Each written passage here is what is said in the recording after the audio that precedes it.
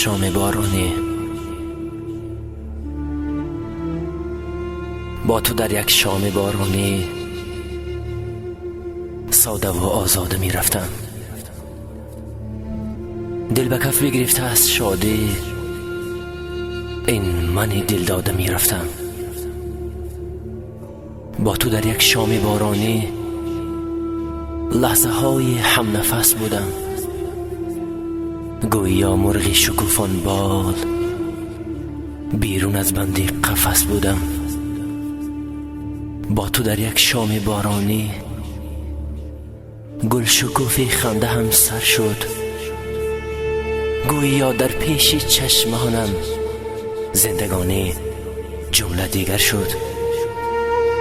با تو در یک شام بارانی این جهان گویا که از من بود، آمدنهایم به این دنیا از برای با تو بودن بود.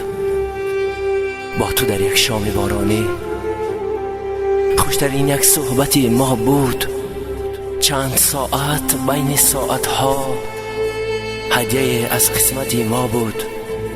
با تو در یک شام بارانی از سر و رو قطره ها ریزان، یا زیرش که بر سری مایان سنگ آبی میزدی باران. با تو در یک شام بارانی شعر میخواندم زبود عشق، قطره ها آهنگ میبسند از سما بهر سرود عشق.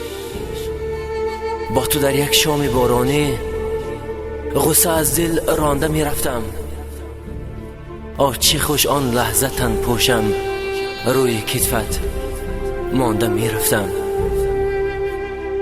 با تو در یک شام بارانی گوی فردی بیگناه بودم، خنده ها چون بود بی آخر، فارغ از آخر ره بودم. با تو در یک شام بارانی بهر من هر یک نفس عید بود، اختران نحس ناپیدا وصل ما را ماه شاهد بود. با تو در یک شام بارانی بر به بر یک جایم می رفتیم،